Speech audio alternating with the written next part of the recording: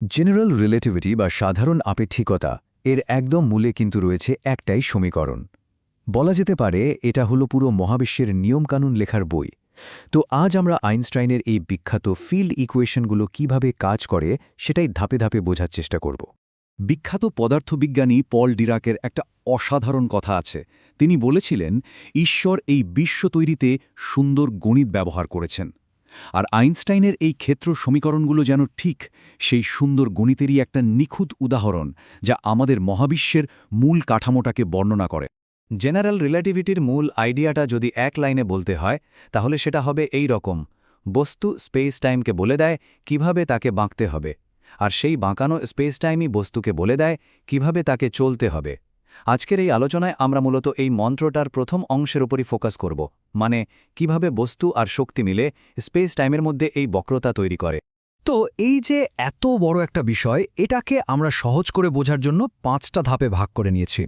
আমরা শুরু করব মহাকর্ষের একদম নতুন একটা ধারণা দিয়ে, আর শেষ করব কিভাবে এই সমীকরণ আমাদের প্রসারণশীল মহাবিশ্বকে ব্যাখ্যা করে তা দিয়ে। চলুন তাহলে শুরু করা যাক। আচ্ছা, সবার আগে দেখা যাক মহাকর্ষ নিয়ে আমাদের ধারণায় কিভাবে বদলে গেল। নিউটনের কাছে মহাকর্ষ ছিল একটা অদৃশ্য রহস্যময় বল যা দুটো ভরের মধ্যে কাজ করে। কিন্তু আইনস্টাইন এসে পুরো ধারণাটাই পাল্টে দিলেন। তিনি বললেন, মহাকর্ষ আসলে কোনো বলই নয়, এটা হলো আমাদের চারপাশের স্পেস টাইমের চাদরে তৈরি হওয়া একটা ভাঁজ বা বক্রতা। দেখুন, নিউটনের গ্র্যাভিটিকে যেমন পয়সো ইকুয়েশন দিয়ে ব্যাখ্যা করা হয়, জেনারেল রিলেটিভিটির ক্ষেত্রে ঠিক সেই কাজটাই করে আইনস্টাইনের ফিল্ড ইকুয়েশন। তবে এখানে একটা বিশাল পার্থক্য আছে। নিউটনের মহাকর্ষের উৎস ছিল শুধুমাত্র ভর, কিন্তু আইনস্টাইনের জগতে উৎসটা আরও ব্যাপক। এখানে শক্তি আর ভরবেগ দুটোই সমান গুরুত্বপূর্ণ। তাহলে এখন প্রশ্নটা হলো, ঠিক কী জিনিস এই স্পেস টাইমকে বাঁকিয়ে দেয়? মানে মহাকর্ষের আসল উৎসটা কি? এখানেই আইনস্টাইনের সমীকরণের ডান দিকের অংশটার কথা আসে, যেটা এই উৎসেরই একটা পূর্ণাঙ্গ বিবরণ দেয়। এই প্রশ্নের উত্তরটাই লুকিয়ে আছে এনার্জি মোমেন্টাম টেন্সরের মধ্যে। এটা একটা গাণিতিক ধারণা যা মহাকর্ষের সম্ভাব্য সব উৎসকে এক ছাতার নিচে নিয়ে আসে। মানে শুধু শক্তি বা ভর নয়, এর মধ্যে চাপ, ভরবেগের ঘনত্ব আর তাদের চলাচল সবকিছুই অন্তর্ভুক্ত। এই ছবিটার দিকে তাকালে ব্যাপারটা আরও পরিষ্কার হবে। এই টেন্সরকে একটা গ্রিডের মতো ভাবা যেতে পারে, যার প্রত্যেকটা খোপে একটা করে নির্দিষ্ট ভৌতরাশির তথ্য থাকে। যেমন T00 উপাদানটা বলছে শক্তির ঘনত্ব কত, আবার অন্য উপাদানগুলো বলছে চাপ কোন দিকে কতটা। এক কথায়, এটা মহাবিশ্বের উপাদানগুলোর একটা সম্পূর্ণ ক্যাটালগ।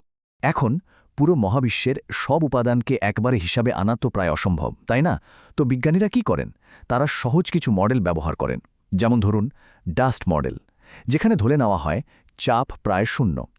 এই মডেলটা আমাদের এখনকার মহাবিশ্বের জন্য বেশ ভালো কাজ করে।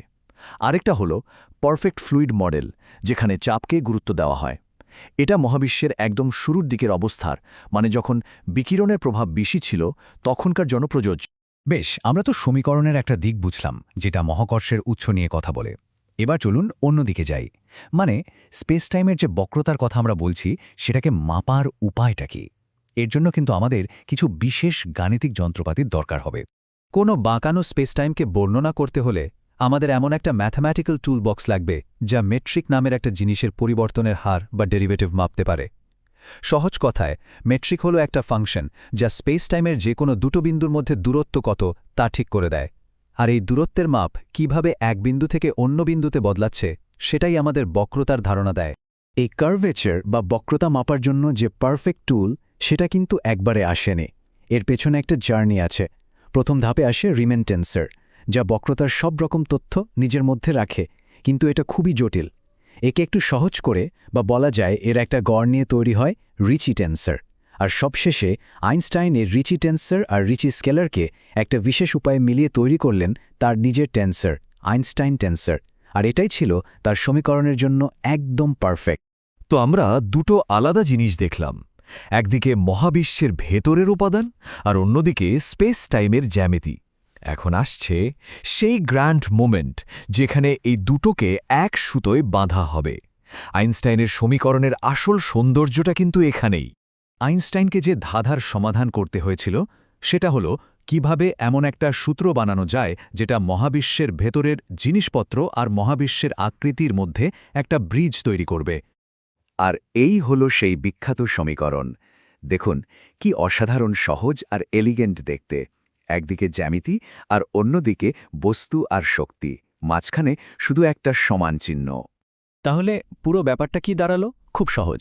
সমীকরণের বাম দিকের যে জি আলফা বিটা, ওটা হলো জ্যামিতি, মানে স্পেস টাইম কতটা বেঁকে আছে। আর ডান দিকের টি আলফা বিটা হলো সেই বক্রতার কারণ, অর্থাৎ মহাবিশ্বের বস্তু আর শক্তি। আর মাঝের ধ্রুবকগুলো এই দুয়ের মধ্যে সম্পর্কটা স্থাপন করে দিচ্ছে। কিন্তু একটা প্রশ্ন থেকে যায়, তাই না? আইনস্টাইন এত কিছুর মধ্যে থেকে ঠিক এই আইনস্টাইন টেনসরটাই কেন বেছে নিলেন? এর পেছনে একটা খুব গুরুত্বপূর্ণ কারণ আছে। দেখুন, ফিজিক্সের একটা মৌলিক নিয়ম হলো শক্তি আর ভরবেগের সংরক্ষণশীলতা, মানে এরা হারিয়ে যায় না। গণিতের ভাষায় এর মানে হলো এনার্জি মোমেন্টাম টেনসরের ডাইভারজেন্স 0। তাই আইনস্টাইনকে এমন একটা জ্যামিতিক টেনসর দরকার ছিল যার ডাইভারজেন্সও 0 হবে, না হলে তো সমীকরণের দুই দিক মিলবে না। একা রিচি টেনসর এই শর্ত মানছিল না, তাই বিশেষভাবে এই আইনস্টাইন টেনসরটি তৈরি করা হয়েছিল, যেটা ছিল এই কাজের জন্য একদম ফিট। এই সমীকরণের আসল শক্তি কিন্তু শুধু স্পেস টাইম কেমন দেখতে তা বলা নয়। এর আসল জাদু হল এটা মহাবিশ্বের বিবর্তনকেও ব্যাখ্যা করতে পারে। চলুন দেখি একটা প্রসারণশীল মহাবিশ্বের জন্য এটা কি বলে। ধরুন আমাদের মহাবিশ্ব প্রসারিত হচ্ছে, যেটা আমরা জানি যে হচ্ছে। এই প্রসারণকে আমরা একটা স্কেল ফ্যাক্টর এ দিয়ে বোঝাতে পারি। তো এই প্রসারণের সাথে সাথে এর ভেতরের জিনিসপত্রের ঘনত্ব কিভাবে বদলাবে সেটা কিন্তু এই সমীকরণই বলে দেয়। যেমন ধরুন সাধারণ বস্তু বা ম্যাটার, মহাবিশ্বের ভলিউম বা আয়তন বাড়ছে এ কিউব হারে, তো খুব স্বাভাবিকভাবেই বস্তুর ঘনত্ব ঠিক তার উল্টো হারে কমবে, মানে একই পরিমাণ জিনিস এখন অনেক বেশি জায়গায় ছড়িয়ে পড়ছে। কিন্তু রেডিয়েশন বা বিকিরণের ক্ষেত্রে ঘটনাটা আরও এক কাঠি সরেস। এখানেও তো ভলিউম বাড়ছে, তাই ঘনত্ব কমছে, কিন্তু এর সাথে আরও একটা ঘটনা ঘটছে। মহাবিশ্বের প্রসারণের ফলে আলোর তরঙ্গ দৈর্ঘ্যগুলো লম্বা হয়ে যাচ্ছে, মানে আলোর শক্তি কমে যাচ্ছে। এই দুটো প্রভাব একসাথে কাজ করার ফলে বিকিরণের ঘনত্ব আয়তনের থেকেও দ্রুত কমে, a⁴ এর ব্যস্তানুপাতে। একবার ভাবুন, এই একটা মাত্র ইকুয়েশন আমাদের পুরো মহাবিশ্বের অতীত, বর্তমান আর ভবিষ্যৎকে বর্ণনা করছে। ব্ল্যাক হোল থেকে শুরু করে বিগ ব্যাং পর্যন্ত সব কিছুই এর মধ্যে ধরা আছে। কে জানে এই সমীকরণের ভেতরে আর কি কি গভীর রহস্য লুকিয়ে আছে, যা হয়তো একদিন আমরাই খুঁজে বের করব।